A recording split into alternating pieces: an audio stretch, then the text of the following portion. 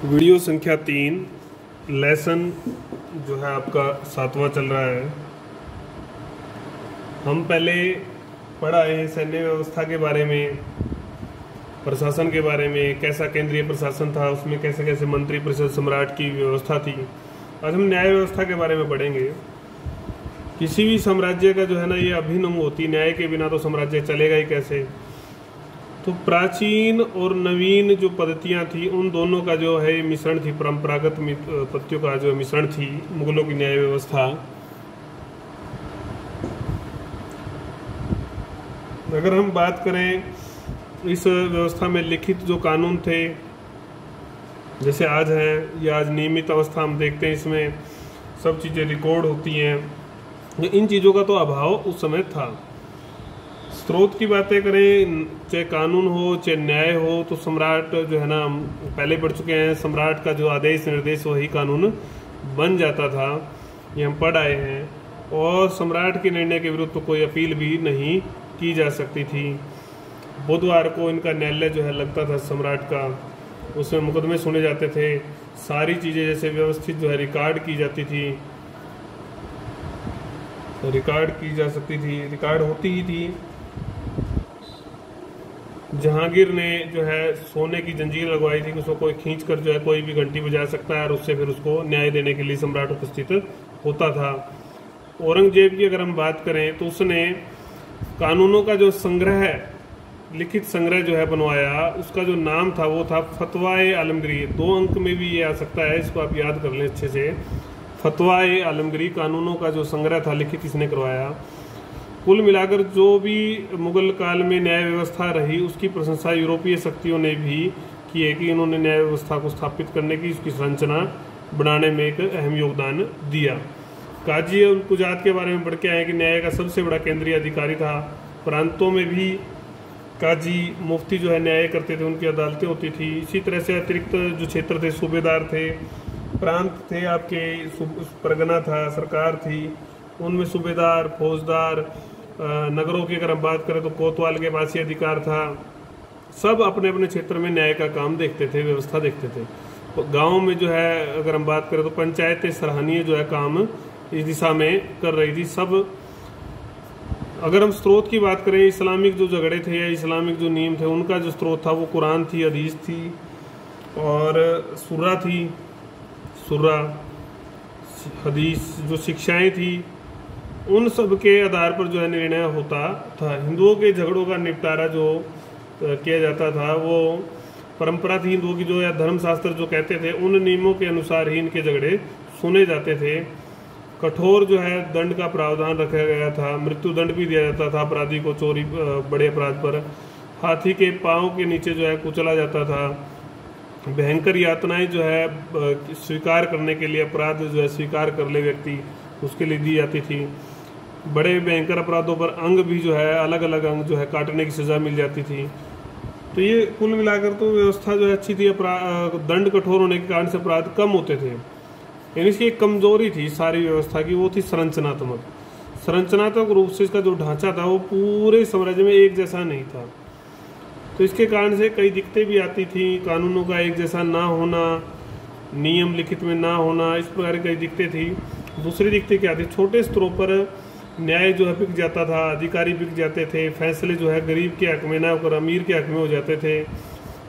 इसका आधार जो है पहले से ही विभिन्न प्रकार के जो प्रभाव थे वो इसका आधार तय करते थे। लोगों का अपना प्रभाव होता था, रसूख होता था, उससे निर्णय अपने पक्ष में हो जाते थे। ऐसे कई उदाहरण जो है देखने को मिले हैं। हालांकि कठोर जो है कार्रवाई भी की जाती थी शासक के द्वारा। जैसे ही उसको इस प्रकार की कोई गलत बात का पता चलता, सूचना मिलती कि न्याय को जो है बेचा गया है, तो शासक जो है कठोर कार्रवाई भी करते थे। ये हमने न्याय व्यवस्था के बारे में पढ़ा। पुलिस व्यवस्था की अगर हम बात करें तो पुलिस का जो काम था विशेष रूप से वो आंतरिक शांति के लिए, बाहरी शांति के लिए, बाहरी युद्ध तो करना था, उसके लिए तो सेना थी ही। तो ये सारे न तो ये सारे साम्राज्य में थी और न ही सब नगरों में थी। प्रमुख नगरों में ही जो है इस व्यवस्था को लगाया गया था। प्रमुख जो था वो कोतवाल होता था, उसकी नियुक्ति की जाती थी सम्राट के द्वारा। इसके कई काम होते थे कि नगरों में अपराध को रोकना है, बाजार में कोई नकली चीज़ तो नहीं मिला रहा, माप गलत तो नहीं है, माप तोल के बाट जो है वो तो गलत नहीं बना रखे उसने। नगरों के जो नागरिक हैं उनकी जो सुरक्षा का मामला है वो देखना था, कौन आ जा रहा है नगर में उनकी निगरानी रखना था, उनकी जानकारी रखना था। इसको आईने अकबरी में भी जो है इसके कई जो है और अतिरिक्त काम बताए गए हैं कि गुप्तचरों पर भी जो है नियंत्रण रखेंगे, लावारिस वस्तु संपत्ति जो है उसका ध्यान रखेंगे, भैंस बैल नगर में कितने हैं, घोड़े हैं, इन सब की जो है गणना जो है करवाएंगे, इसका भी ध्यान रखेंगे।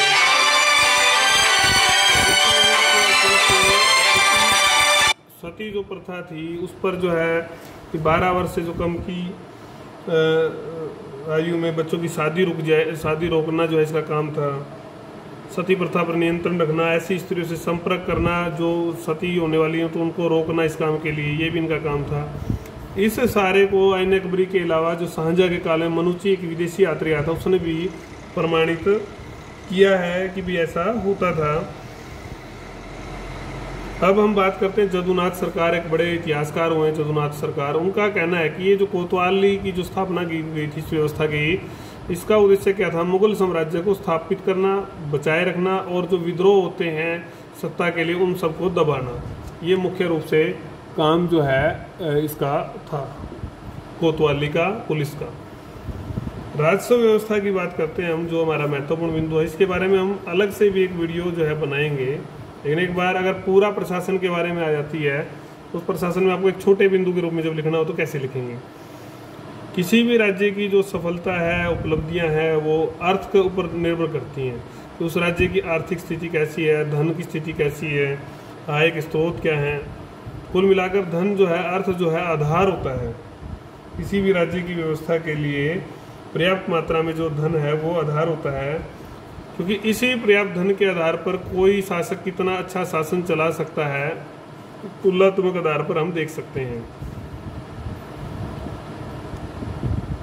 खर्चे भी जो है ना, अगर आय नहीं है तो आपको पता ही है कि जैसा कि मुगल काल के अंतिम काल में हुआ था 1704 में से, जो 1 साल का वेतन भी नहीं दे पाए थे मुगल सम्राट, तो खर्चे करना भी जो है कठिन हो जाता है अगर आय के स्रोत सही ना हो। तो इस समय मुगलों की आय के जो प्रमुख स्रोत थे उनमें लगान था, जो कृषि पर लगता था, आपको पता ही है, व्यापारिक कर था, लूट, जो युद्ध में लूट का माल होता था वो उसमें हिस्सा मिलता था, लावारिस संपत्ति था, सरकारी जो उद्योग थे, खान थी, कारखाने थे, उनसे जो आय होती थी वो था, नजराने सम्राट को उपहार मिलते थे, वो भी आय के ही साधन थे।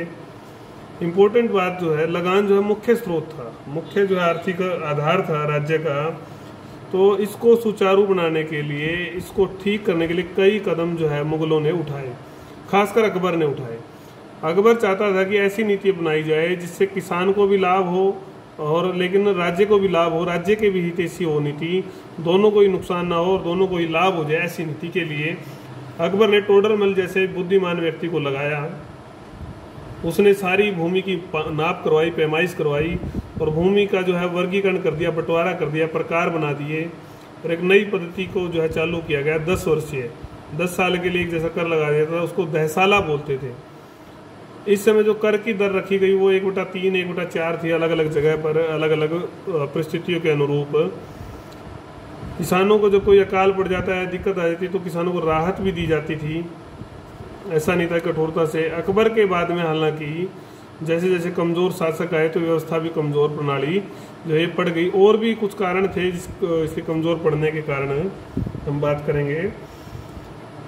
तो उनका जो मुख्य कारण था, जो लगान वसूलने वाले जो अधिकारी थे वो कमीशन खा लेते थे, उनका व्यवहार जो है खराब हो गया था, भ्रष्ट हो गया था।